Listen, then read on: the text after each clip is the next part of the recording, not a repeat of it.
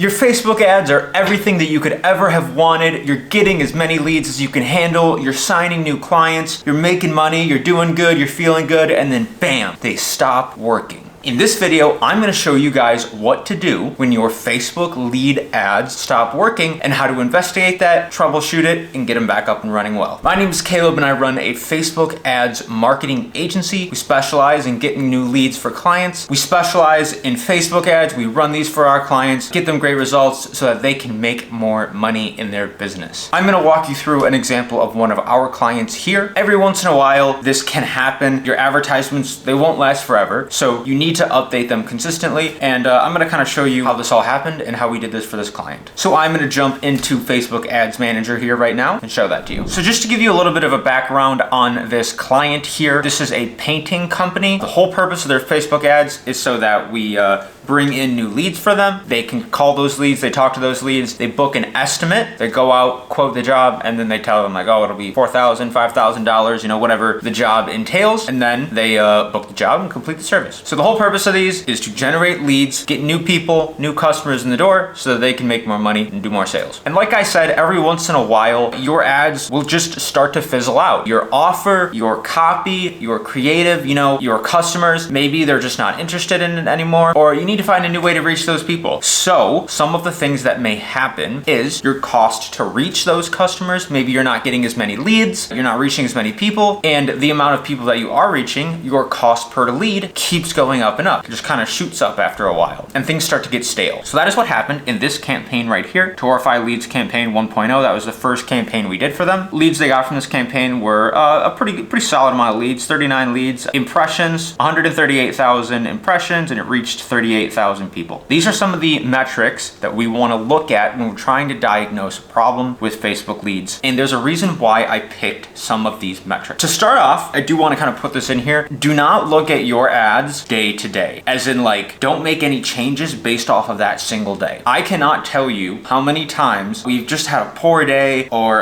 we're not getting any leads that day, or we're not making any money for our e-commerce clients that day. And then the next day or 2 days later, the results are phenomenal. I think that one day is it's just too close. Like, you don't base your decisions off of one day. You know, everything happens. It could be, maybe it's a Sunday and people aren't at work or doing their thing or whatever the case may be. Give your ads enough time to actually run and actually try to make money before you just cut them off of one day. You know, there have been so many times where an ad does bad and I'm like, I don't know. I'll leave it up for one more day or 2 more days. And then I leave it up and then it does phenomenal. There was one time where we got no sales for an e-commerce client one day and then I was really nervous. And then the next day we had our best day ever. So it can be funny sometimes.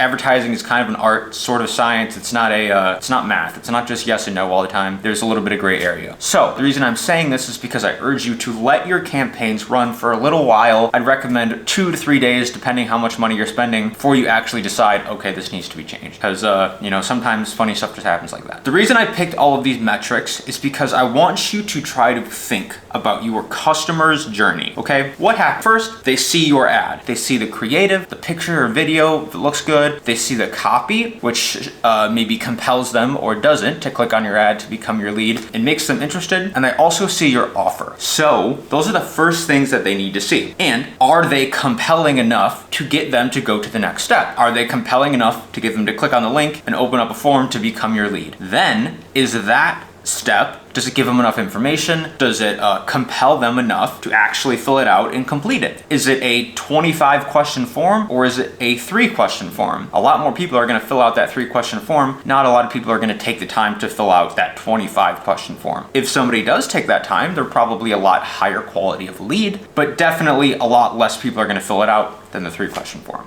So these are all things you wanna think about. Or if this was an example like an e-commerce client, maybe you have a website where you sell stuff, the steps would be like a little bit different. That you still have to get them to the website, but does that page tell them enough to want them to purchase the product? Do you have a sale or something going on that's, you know, they want to add this item to their cart. Then after they add it to cart, how likely are they to get to checkout? Is there maybe a 75% drop-off rate from checkout to purchase? Maybe there's something wrong with your website. Maybe it just takes forever to load. You know, these are all, you want to get a good, clear step. You want to get a good, clear picture of all of the steps that your consumers are taking in order to become your customer. So that's why I picked these here.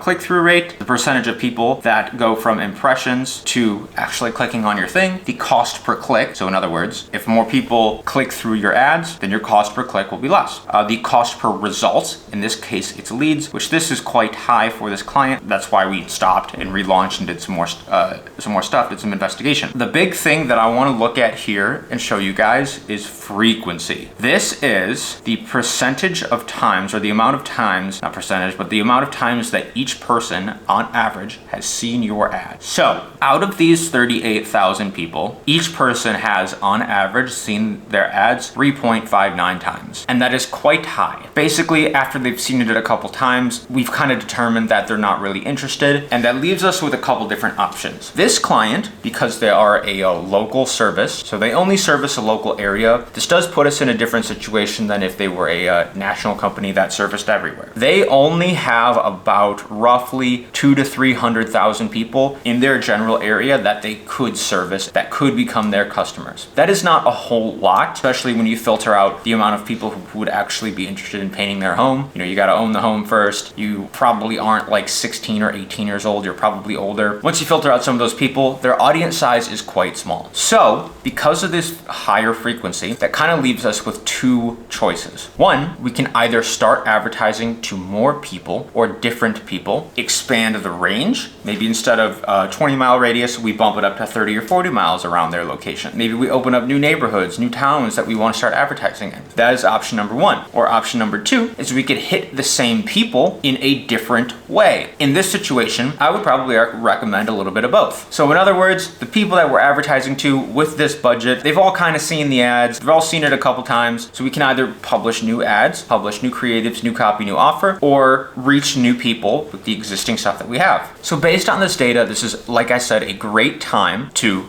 advertise new creatives. So new pictures, new types of jobs that this client did, new maybe services that they offered. This would be a wonderful time to do that. Copy, refreshing the copy, writing new stuff. And lastly, this is a great time to try out a new offer. In that specific example, we were running a certain percentage off sale. Maybe we want to try something else. Maybe when you paint your house, they get a free bathroom renovation or free bathroom painting. Maybe when you paint your exterior, it comes with a free exterior home inspection, or just there are so many different ways you can spin it. This is a great time to try that new offer because it kind of gives off the impression that what we've been doing, basically it's expiring. This is also a great time to try out new angles. Maybe instead of trying out residential customers, you could try investors, people who purchase multiple properties and then renovate them. You could offer your painting services to them. You know, this is just a new angle to sell your product. Think about who is your customer? Who do you want your customer to be? Why exactly do people purchase your product? We have helped businesses before where they have like a protective coating. That could be like a protect your investment angle, or so many different angles you can spin. But basically, this is a great time to try new angles. In general summary, if your ads are in a situation like this, you can either reach more people or reach the same people in a different way. Your advertisements, whatever they are, whatever offer you're doing, whatever ad you're doing, copy, it will not last forever. You know, your creatives, eventually people have seen them and they've kind of lost their touch. Facebook ads as a whole can be extremely challenging. Facebook is always rolling out new things, new stuff.